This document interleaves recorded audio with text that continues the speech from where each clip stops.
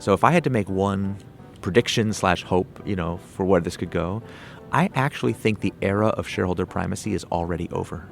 We are like the roadrunner. We have already run off this cliff, but we haven't looked down. The idea of shareholder primacy was supposed to be good for investors, but we're now in the era of extraction primacy, where this thing is starting to eat its own tail. Companies are being hollowed out and value is being destroyed. And I think when we all wake up to this, it's going to be very easy, actually, to just decide, let's have mission primacy as our next step. Let's give that a try, because this other idea has just reaped nothing but 50 years of destruction in its wake.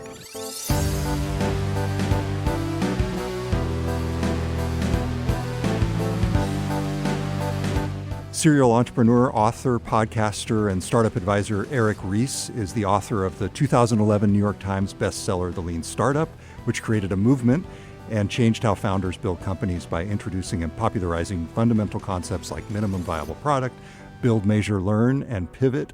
His new book, Incorruptible, Why Good Companies Go Bad and How Great Companies Stay Great, comes out May 26th. Eric, welcome to the GeekWire podcast. Oh, it's an honor to be here.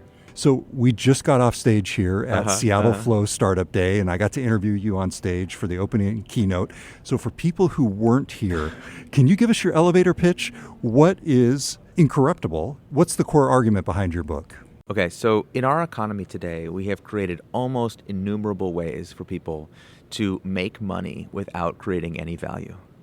And this is so common, we don't even really know what to call it. Like when a great company goes bad, becomes bureaucratic or malign or worse. When like our favorite product gets ruined because the company went public or got acquired or got taken over by private equity, we're just like, what do we call that? Is it mission drift? Is it bureaucracy? No, we don't have a word for it. And I realized our grandparents and our great-grandparents, they wouldn't have had trouble with this. They would have said, oh, those are corrupt practices. This is a form of corruption, not just embezzlement or bribery, but fundamentally something that corrupts, that corrodes the moral logic of our economic system. So when people hear that, they say, oh, you're saying we should make these things crimes again. Many of them were crimes, like in living memory. Stock buybacks were illegal until like the 1980s.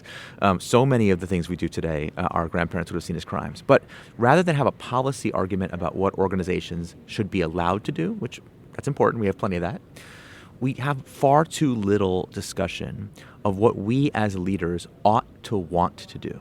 And the answer to that question is we ought to want to build companies and organizations that are incorruptible.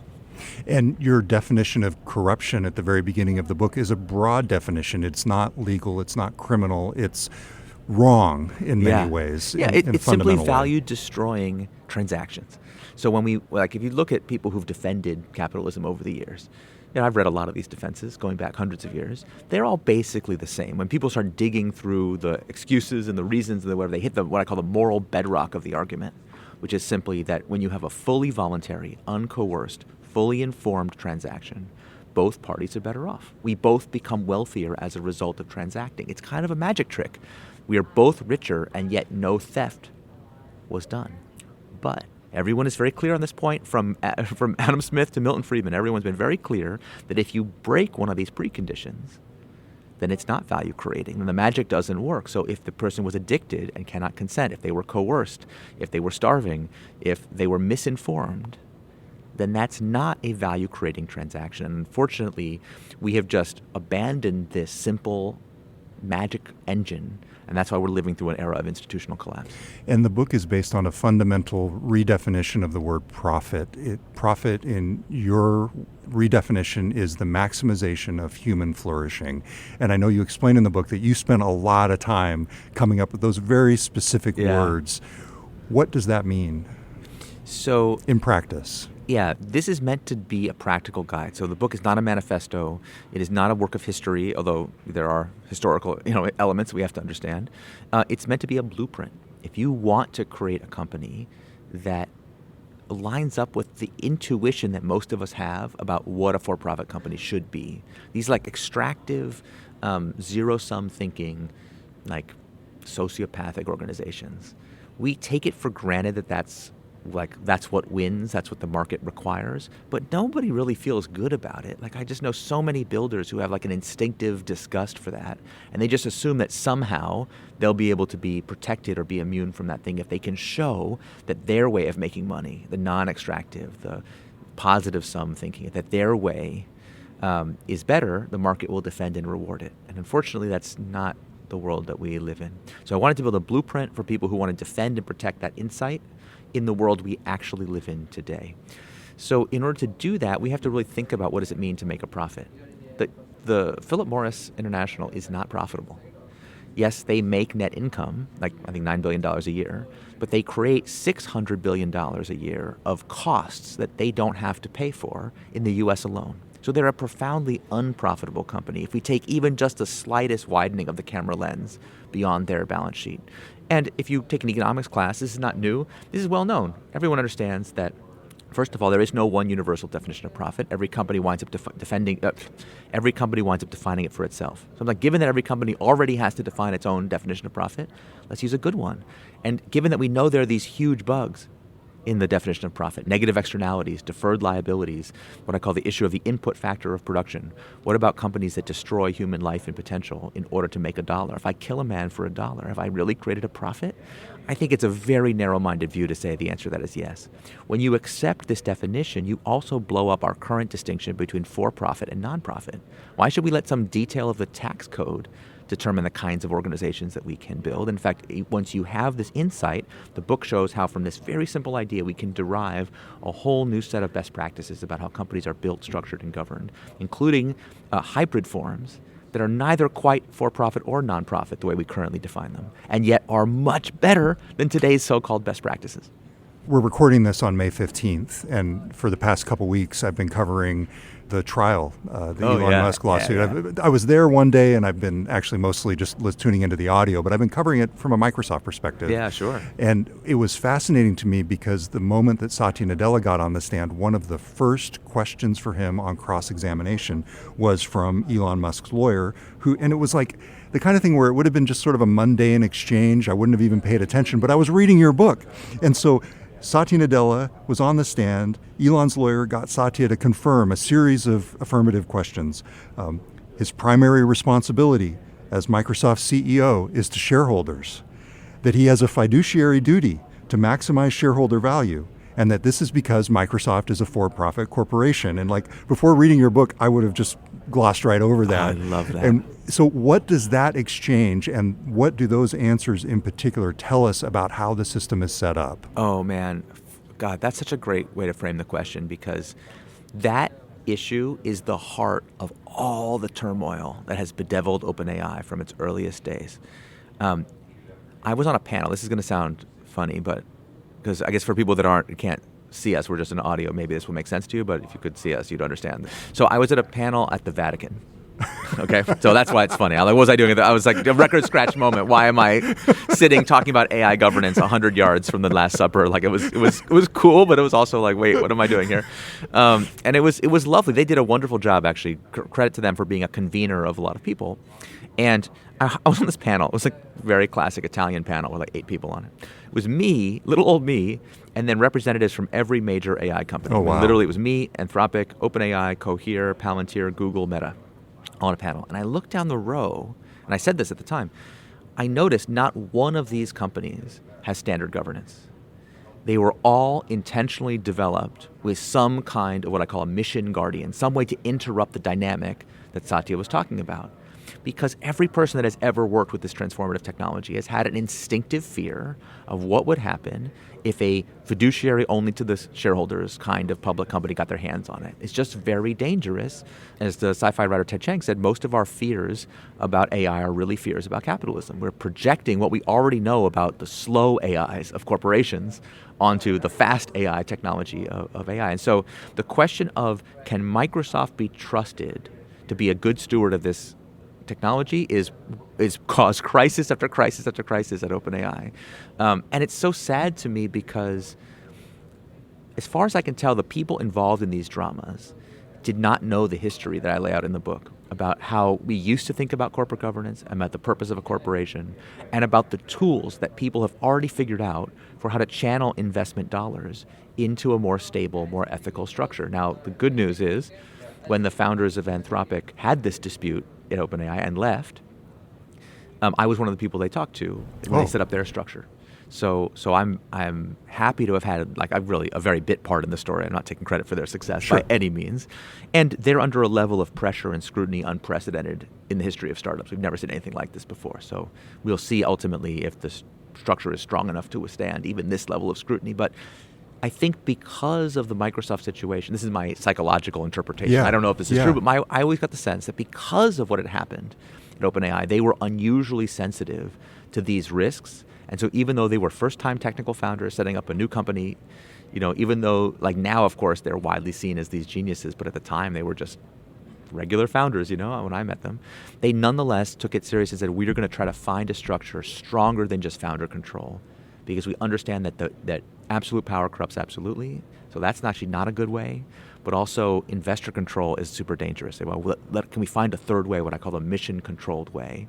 And to their great credit, they did this structure that is much closer to what I show in the book, the research shows is effective at creating mission and ethical longevity in companies. Is that a public benefit corporation that they set up or something akin to it? No, I mean, yes, they are a public benefit corporation. And I remember they were already committed to do that when I met them. And my job was to tell them that's good but insufficient. If you only do that, it's not strong enough for what your goals are.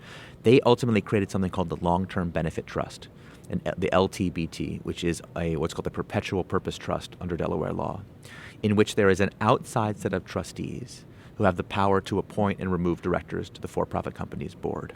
This two-tiered structure, like a structure of checks and balances between two entities, is the essential feature in what the research shows is the most stable form most stable corporate form that has been, in use the last 150 years.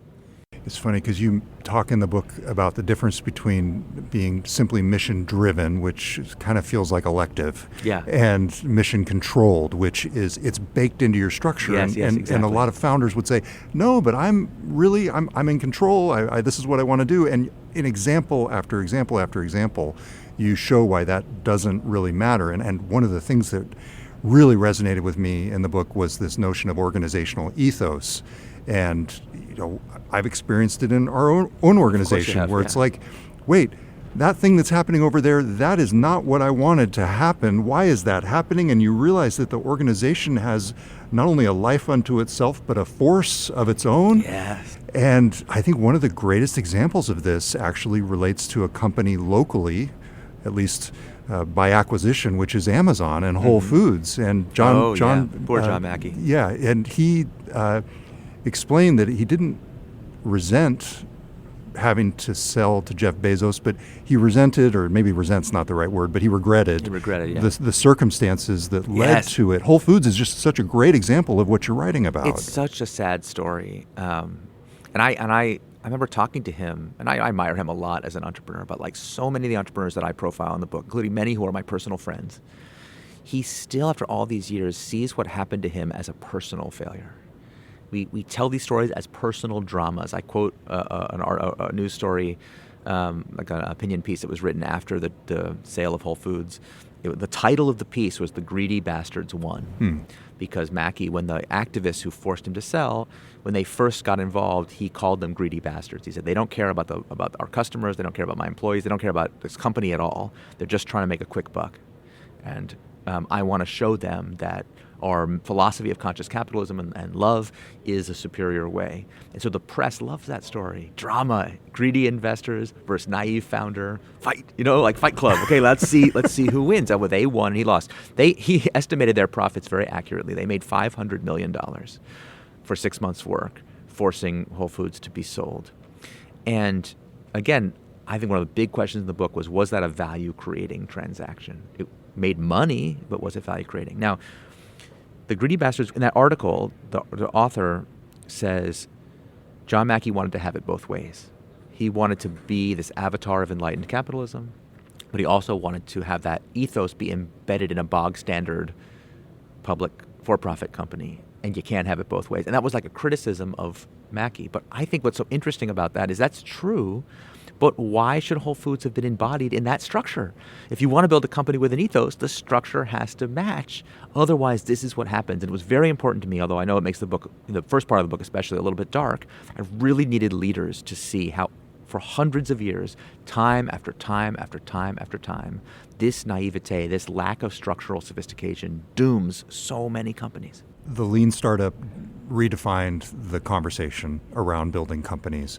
What do you hope your new book, Incorruptible, will do? Like if you could dream up a scenario for how it could impact, because it's not really just business really, that was what struck me about reading it. It would be the world. If I had to say one thing that I feel like we are poised to accomplish as a movement, not just a startup movement, not just a business movement, but of what people I call builders and future builders, people who in their heart think that the right way to make money is to create more value than you capture, leaving the world better off than you found it. Like people who, I think that's a very wide swath of our society. Maybe not amongst our most powerful and wealthy, but everywhere else, I think this is a very deeply held sentiment. Yet the legal architecture of the world that we live in is antithetical to this idea. We live in the era of what's called shareholder primacy. So if I had to make one prediction / hope, for where this could go, I actually think the era of shareholder primacy is already over. We are like the roadrunner. We have already run off this cliff, but we haven't looked down. The idea of shareholder primacy was supposed to be good for investors, but we're now in the era of extraction primacy, where this thing is starting to eat its own tail. Companies are being hollowed out and value is being destroyed. And I think when we all wake up to this, it's going to be very easy, actually, to just decide, let's have mission primacy as our next day. Let's give that a try, because this other idea has just reaped nothing but 50 years of destruction in its wake. So that would be your hope for the world, really, is that's is a global mission, mission primacy. Yeah, exactly. Mission primacy. And where it's seen as very obvious that business, should be a force for good. But what does that mean? Well, the good is subjective. But I think the fact that it's subjective is not a criticism. That's actually the beauty of a market economy. The beautiful thing about it is that we don't have to have one monoculture of values. Every organization should be free to declare how its values align with human flourishing and put them to the test. And what we find in the data is that when the market allows companies to operate freely and to compete unencumbered, which it actually only does very rarely, but when it does, mission-driven companies dramatically outperform. That's actually a source of great competitive advantage. So it's actually necessary for the advocates of this extraction economy. It's necessary for them to destroy these companies periodically, as an example, to prevent people from finding out just how profitable they could be if left unencumbered. So I think building stronger organizations that have more autonomy, more ability to stand up for their own values, as people start to catch on to this idea, it's going to become unstoppable. Well, I've had the privilege now of spending a full 90 minutes talking to you. I'm going to let you off the hook. Eric Ries, the new book is Incorruptible, Why Good Companies Go Bad and How Great Companies Stay Great. It comes out May 26th. I'm midway through it. Don't ruin the ending for me. No spoilers. Yes, yeah, I promise recommended. There are some spoilers, so I won't say anything. I'll just say, I'm a big GeekWire fan. So it's actually really fun for me. Congratulations on everything you've built here in Seattle. And Thank you, Thanks Eric. for a really thoughtful conversation. Absolutely. Thank you. Everybody, don't forget to like and subscribe. See, I got you. Thank you. Thanks for listening, everybody. I'm GeekWire co-founder Todd Bishop. We will be back this weekend with a new episode of the GeekWire podcast.